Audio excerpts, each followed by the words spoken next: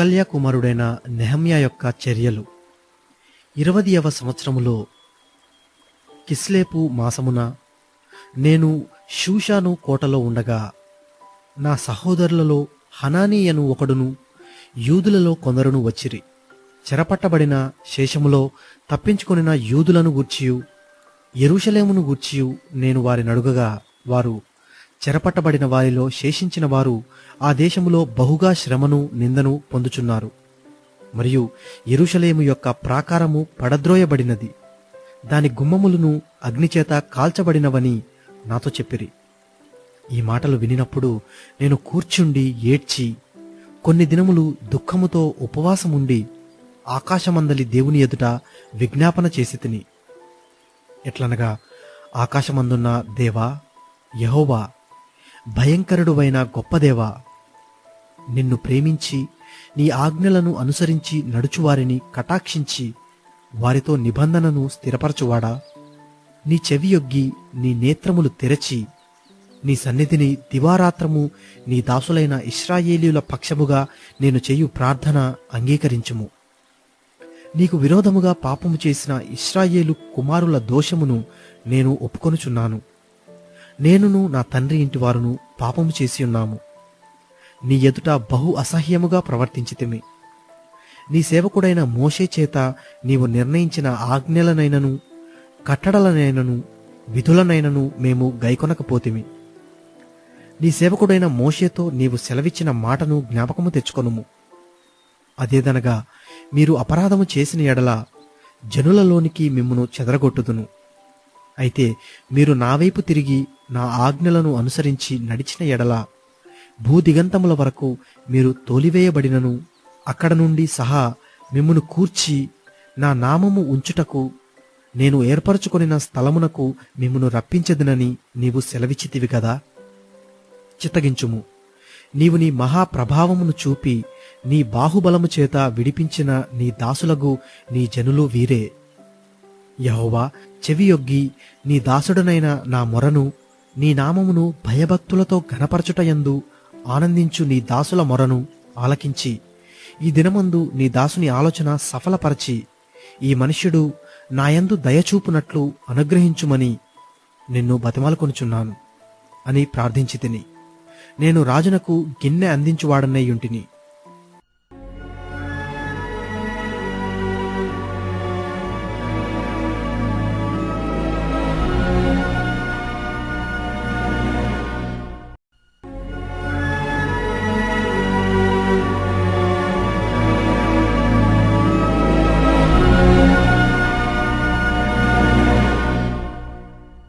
అటు తరువాత అర్తహషస్త రాజు ఏలుబడి కాలమున 20వ సంవత్సరములో నీసాను మాసమందు రాజు ద్రాక్షారసము త్రాగవలనని చూచుచుండగా నేను ద్రాక్షారసము తీసుకొని రాజునకు అందించి తిని.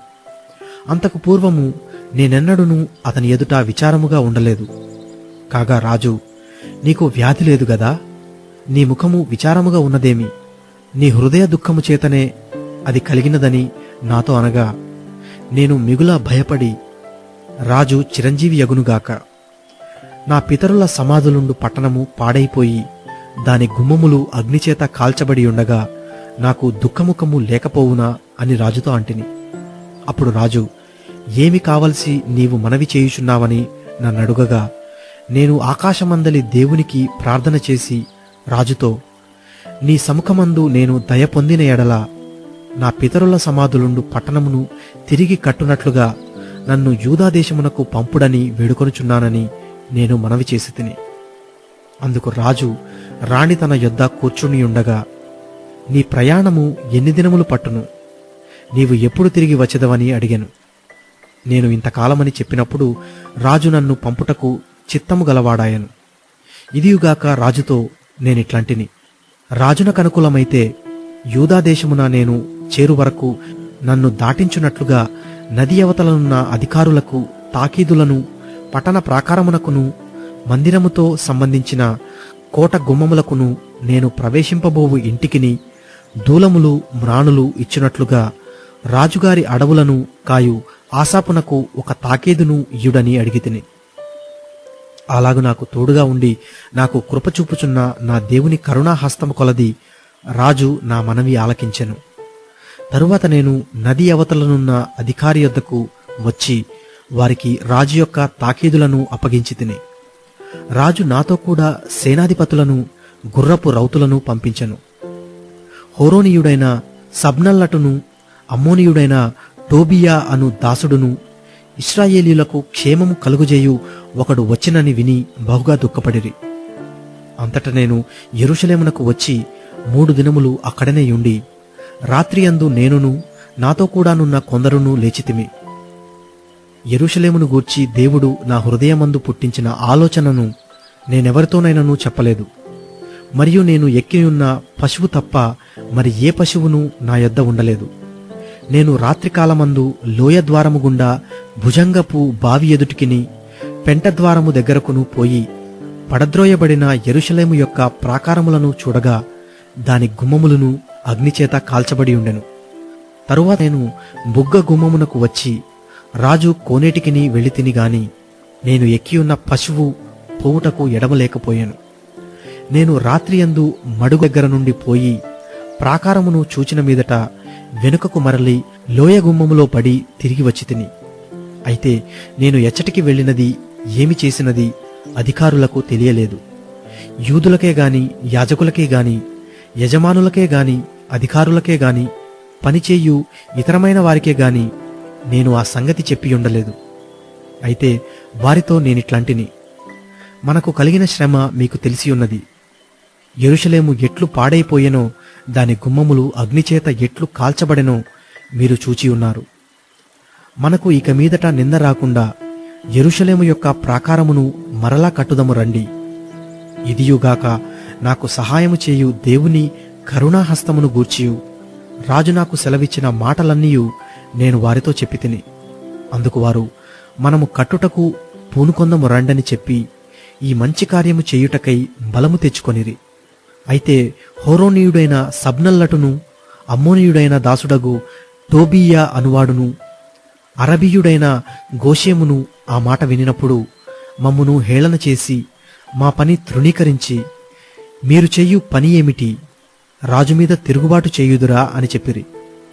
అందుకు నేను, ఆకాశమందు నివాసి అయిన దేవుడు తానే మా యత్నమును సఫలము చేయును గనుక ఆయన దాసులమైన మేము కట్టుటకు పూనుకొనుచున్నాము. యెరూషలేమునందు మీకు భాగమైనను స్వతంత్రమైనను జ్ఞాపక సూచనయైనను లేదని ప్రత్యుత్తరమిచ్చితిని.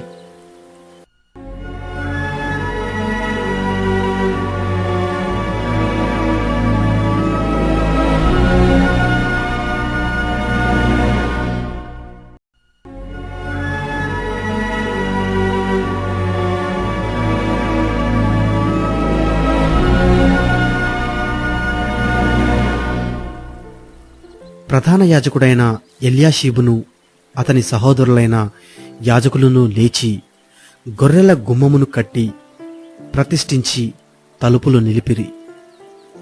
హెమ్మేయ గోపురం వరకును హనన్యేలు గోపురము వరకును ప్రాకారమును కట్టి ప్రతిష్ఠించిరి. అతని ఆనుకొని యెరికో పట్టణపు వారు కట్టిరి. వారిని ఆనుకొని ఇమ్రీ కుమారుడైన జక్కూరు కట్టెను. మత్స్యపు గుమ్మమును హెస్సెనాయ వంశస్థులు కట్టిరి. మరియు వారు దానికి దూలములను ఎత్తి తలుపులు నిలిపి తాళములను గడియలను అమర్చిరి.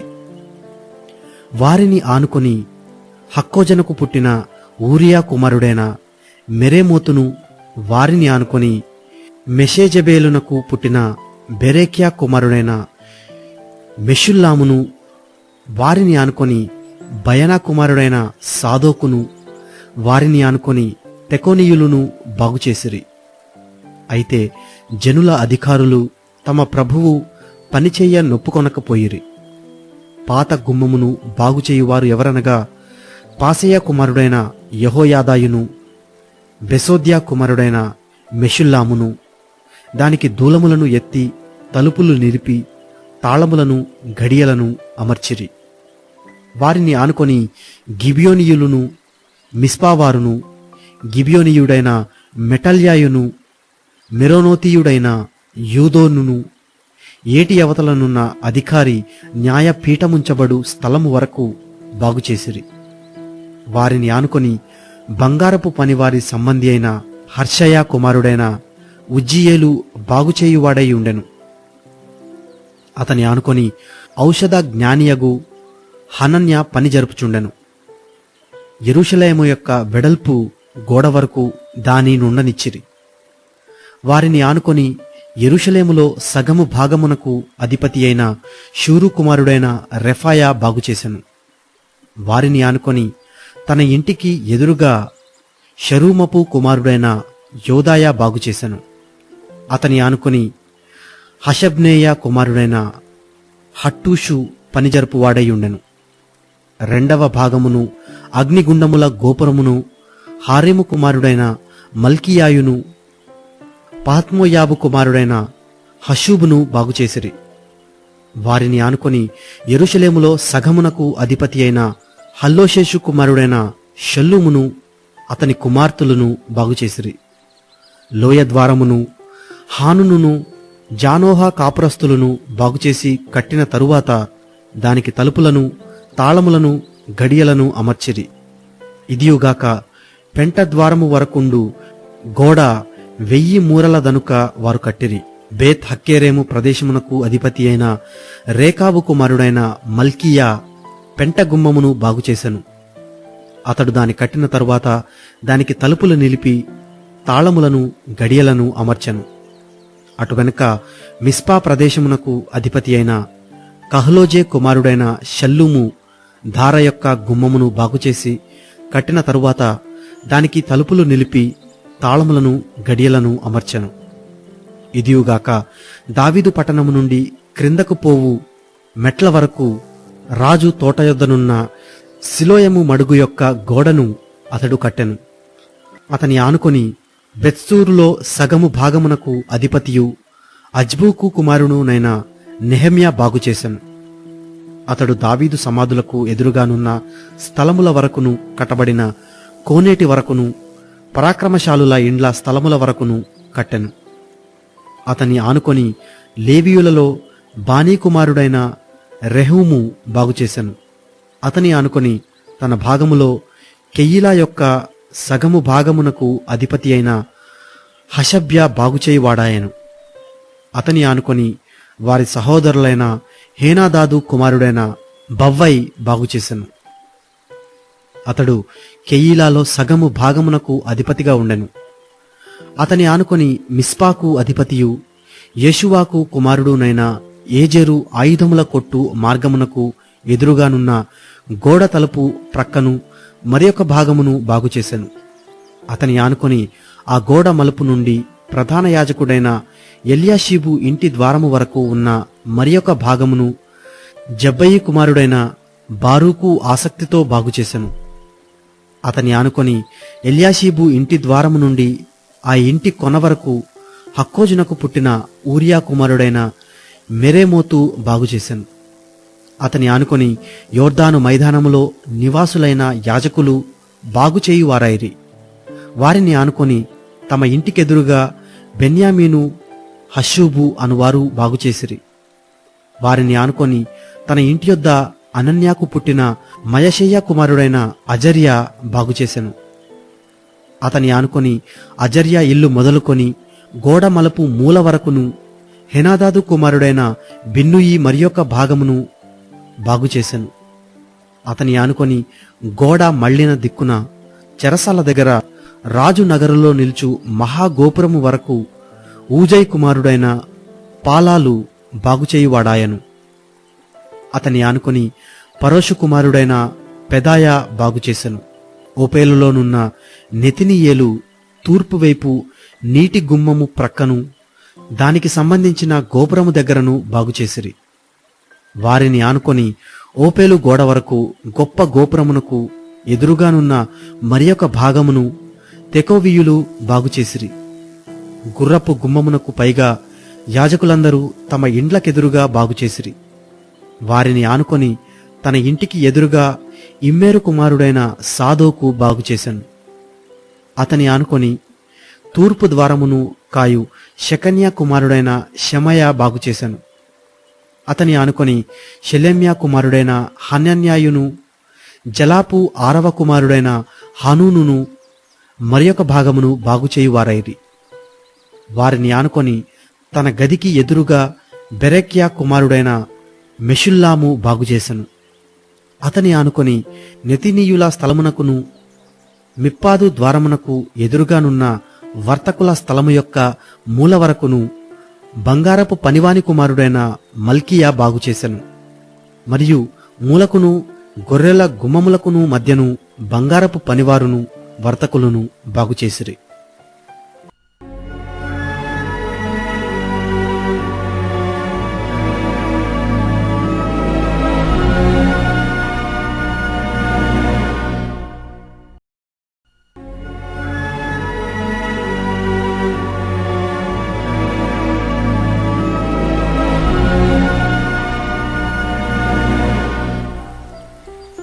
మేము గోడ కట్టుచున్న సమాచారము విని సబ్నల్లటు మిగుల కోపగించి రౌద్రుడై యూదులను ఎగతాళి చేసి షోమ్రోను దండువారి ఎదుటను తన స్నేహితుల ఎదుటను ఇట్లనెను: దుర్బలులైన ఈ యూదులు ఏమి చేయుదురు?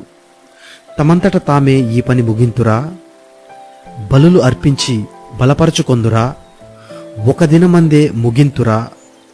కాల్చబడిన చెత్తను, కుప్పలుగా పడిన రాళ్లను మరలా బలమైనవిగా చేయుదురా?